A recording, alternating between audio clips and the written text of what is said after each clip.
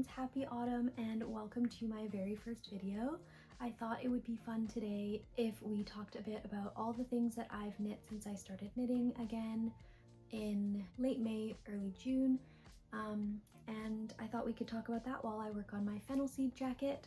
We are going to talk about all the patterns that I used, all the yarn that I used, and kind of general what I thought about the pattern and what I thought about how I knit it.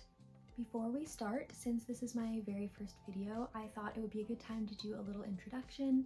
I'm May and I'm a fairly beginner knitter. I started knitting as a kid, but I only knit for a little bit and I really only did simple stuff. And then I stopped for, I think, about 11 years. So I just picked it up again this past May/June-ish, I think.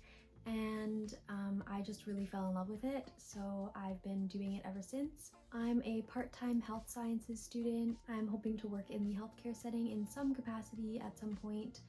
I have a dog and a cat who are precious little guys. I love them very much. But anyways, I've been yapping for way too long, so let's get started. Grab a drink or a snack or whatever you want to feel cozy, and feel free to have me on in the background if you want to be knitting as well. So yeah, let's get started. So my first project was the step-by-step sweater by Florence Miller. I seriously recommend this as a first sweater project just because there is a video tutorial available where she breaks down like the whole pattern and just demonstrates everything so clearly. I still struggled with it, but I found it was a very accessible first sweater knit for me. I was so proud of myself for finishing this. However, there is a lot that I would have done differently, I think.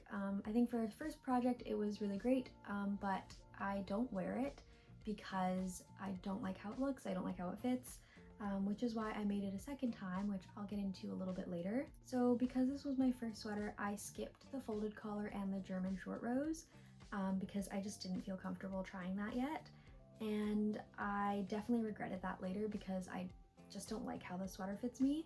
I think my tension was also a real mess at this point. I mean, I'm still working on it, but it's much better, I think. And just looking at the sweater now, it just feels like it's so messy and like you can just see all the places where my tension is uneven. Also at that point, when I had first started again, I was knitting English style because I didn't know that there was any other way to knit. And for some reason, English style never really felt comfortable in my hands, so I feel like it really affected my tension. The yarn that I used was Karen Blossom Cakes, and I believe I used the colorway Caribbean Sea, but I'm not exactly sure. I couldn't find it online. I just picked it up at Michael's along with some basic circular needles because I wasn't really sure if I was gonna stick with it yet, and I didn't want to like invest too hard if I wasn't gonna stick with it. But yeah, I actually don't wear this at all. It's just been sitting downstairs, which is why I don't have it with me. I don't even know where it is. I think I am gonna frog it and try to redo it at some point because I really don't like letting yarn go to waste like that. So I will probably do that at some point, but I haven't gotten around to it yet. So the second project I did was another step-by-step sweater, and this one was a lot nicer. I made it in a size up because the first one was a bit too tight. I think my tension was a lot better because at this point I had discovered that continental knitting was a thing and it instantly felt so much more comfortable in my hands. I did challenge myself to do the German short rows and the folded collar this time, and I really loved how that turned out. I actually never finished this one. I started it right after I finished my very first step-by-step, so back in June, and I got stuck on Sleeve Island because I was just dying to knit like more like complicated stuff by that point. So I got stuck on Sleeve Island. I literally have half a sleeve left to do, so there's really no excuse. I really have to finish it. I just have, every time I finish a project, I say to myself, okay, I'm gonna finish my step-by-step now, and then every time I'm like, but I could cast on this other project. So I've been struggling with that, but I am gonna finish it. I really love the color that I chose. I really love how it turned out this time. I'm really proud of it. And yeah, so the yarn that I used was Cascade 220 Heathers in, I believe the color is Pumpkin Spice, and I used 5mm needles and 4mm needles. I was still using the first needles that I bought from Michael's, and I was getting a little frustrated with them because I only had like one size, and they weren't the best like cords. So for project 3, I was dying to try color work, which is why I never finished the second step-by-step sweater. I ended up casting on the Haze sweater by the Knit Pearl Girl. And this was my very first color work project ever in my life. It was definitely a challenge, but one that I really enjoyed. I was starting to feel a bit more confident in my knitting skills at that point, so I felt okay doing a pattern that didn't have a video tutorial.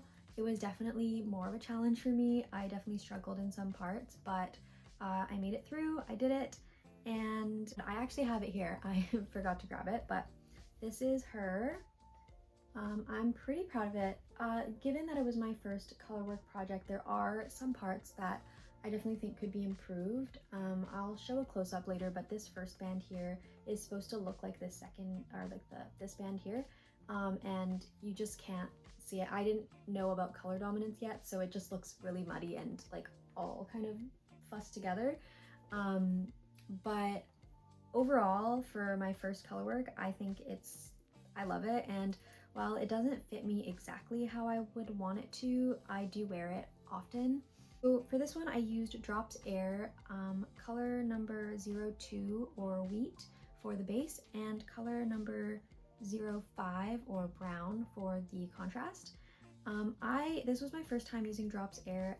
I know that I feel like it's a somewhat controversial yarn, but I really love it. That's actually what I'm using to make my fennel seed jacket. I do understand that like I struggle a lot with it being really fussy and tangly when I have to frog back or anything like that. And I also think that it sheds a lot and it pills a lot, but I'm really big on like how the yarn feels. If it's not soft enough, I just can't wear it. So I really love this one because I do feel like I can tolerate it on my skin. And next, I tried my hand at socks. So I wanted to make my mom some socks, originally for Christmas, but I ended up giving them to her for her birthday. So I don't have them here with me, but I will show you a picture. This is how they looked on her, and I'm really, really proud of these. This was my very first time attempting socks. And again, I think if you're attempting socks for the first time, there's plenty of good tutorials on YouTube. But Petal Drop Socks by Florence Miller, the tutorial is so good, so clear, and I really felt like I was able to follow along, and it looked really complicated at first, but it ended up being like just not too bad at all. I definitely had to restart a couple of times, but once I got the hang of it, it was totally fine. I'm really glad I chose this pattern for my first pair of socks because it was a bit more interesting and complex, because it kept me interested and it wasn't just like stockinette. But yeah, if you can't tell, I just adore Florence Miller as a designer. I think she really knows her stuff when it comes to construction and when it comes to creating tutorials that work for beginners. Definitely part of the Florence Miller fan club over here. So for these, I used the Cascade Heritage sock yarn. I believe I used the color Camel. So this is a superwash yarn, which is really great, and I used 2.25mm needles. At this point, I had to invest in some new needles. So I had purchased earlier when I was doing my Haze sweater, I purchased some interchangeable needles, like just the cords and then like the tips that I was needing for the sweaters that I was making. But they only sold 2.25 in Chiagus, so I had to take a trip like 45 minutes outside my city to go to a different yarn store and get those needle tips with different cords, like the Chiagu cords, in order to make these socks. And I'm really glad I did, because I use those needles every time I make socks and I just love them. I think they're such a dream to work with. I think the hype is well deserved. So then I immediately made some tiny baby socks for a new baby that had just been born in my family, my cousin's baby. So these were the Tiny Toes baby socks by Cottage. So I made these for my baby cousin for the first time that I was going to go meet her. I used the size 6 to 18 months, but they were really small and she outgrew them really fast. But yeah, you can have them long or you can roll them down, and I just thought they were adorable. They worked up so fast. I think it took me maybe a day and a half, and it was a free pattern. and I just used the leftover yarn that I had from my mom's socks, and so it just worked out great. So then I had a couple more baby things to make for the new babies in my family. And around this time, Knitting for Olive was having their fundraiser for the humanitarian efforts, which at the time I was on like a yarn ban, but I thought, you know what, if there's a time to buy yarn, this is the time to buy yarn, put my money where it matters. So I bought a bunch of yarn from Knitting for Olive, and I also bought 2 of their patterns on the day of the fundraiser. So this was my first time doing a pattern with the suggested yarn. So that was really exciting. The yarn arrived so quickly and it was such a dream to work with. It's so soft.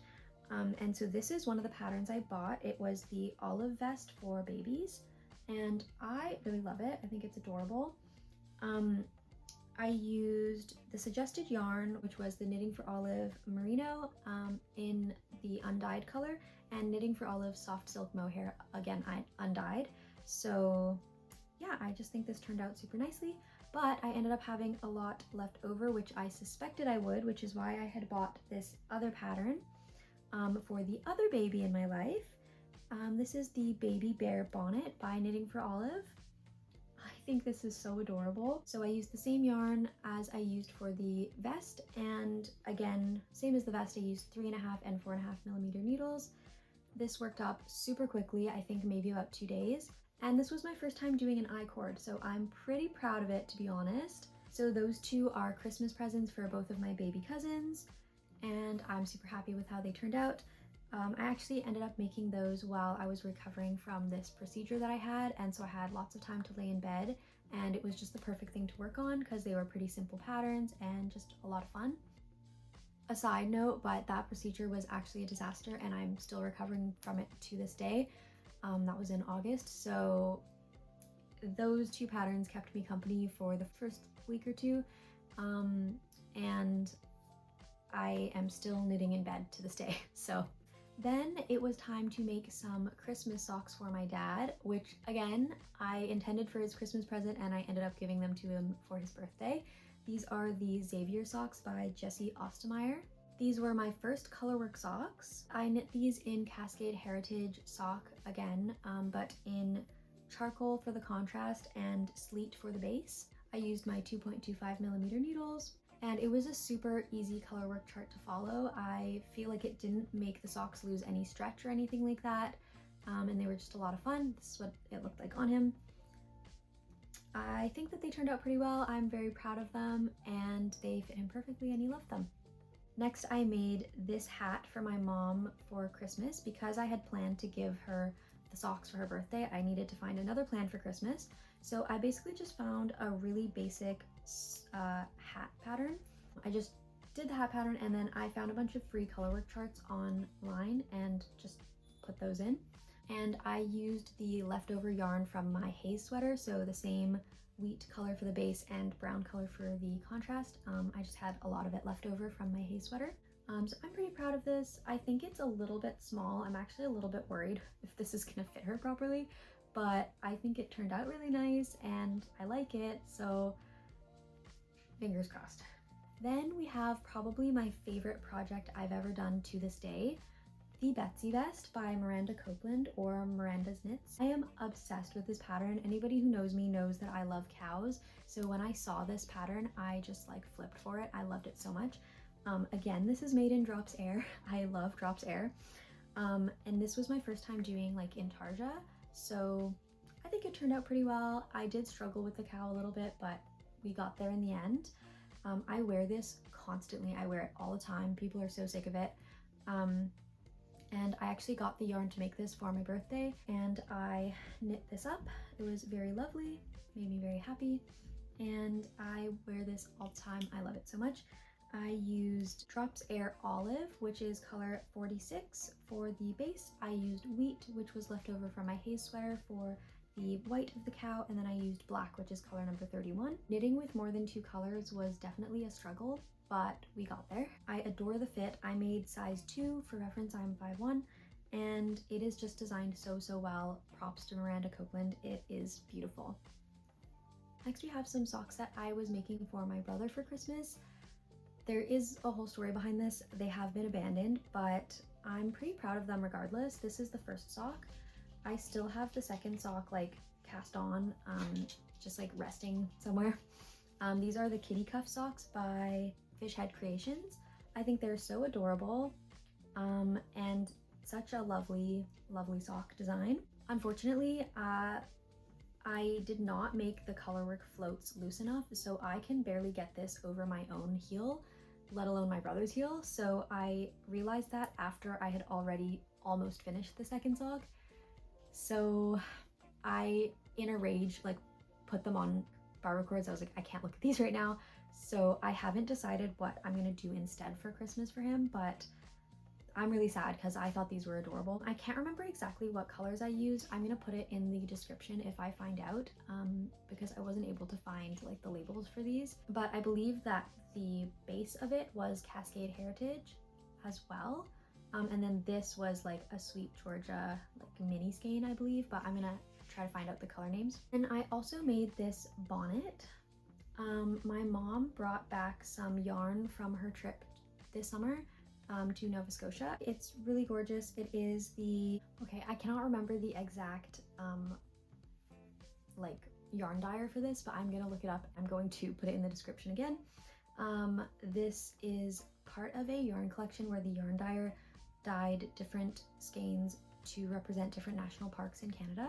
So this was the skein that she got me based on the colors, and I adore this. I think it is the most beautiful skein of yarn, and for various reasons, I cannot wear hand knit socks myself because I just don't like how it feels on my foot. And so I couldn't make socks out of it, and I didn't know what to make. So I found this awesome bonnet pattern that used fingering weight yarn, which is hard to find. This is the Bogue bonnet by Verkprinsessen, and I found this on Ravelry. I just love how it turned out, and this is like my favorite fall headwear accessory because I don't love to wear toques, so this is amazing. And then of course we have my fennel seed jacket. This is where I'm at right now. I've finished both of the sleeves and I'm just on the body right now, and then after the body I've got to do the button band. I've never done a button band before, so I'm a little bit nervous, but I trust in Florence to guide me because I trust her patterns. These are the buttons that I got to go with it. I think they are pretty dang cute. And finally, we have this hat. I really wanted to try braids, which I've never done before. And this is for the little girl that I used to work with. Like, I technically still work with her, but I don't work right now. I'm out of work, so I don't really work with her right now, but I just adore her so much. And this is gonna be her Christmas present. This is my first attempt at braids, and I made a pom-pom for it. I just think it looks so cute. So yeah, that is all the things that I have knit since I started knitting, and thank you so much for watching. I hope that was at least somewhat fun. I hope we saw some progression in my knitting. I'm not really sure, and let me know if there's anything that you would like me to cover in the future. I do a lot of like pattern roundups over on my TikTok, which I will link also below. So if you want me to do some of those here, I would be happy to do that. I'm probably going to do that anyways. And yeah, I'm planning to just have some more like cozy knit and yap sessions, if you will. But yeah, thank you for having me on your screen, and I hope that you have a wonderful autumn. I know that I will be resting and staying cozy and doing a lot of knitting this autumn. Thank you so much, and I hope that you have a wonderful day.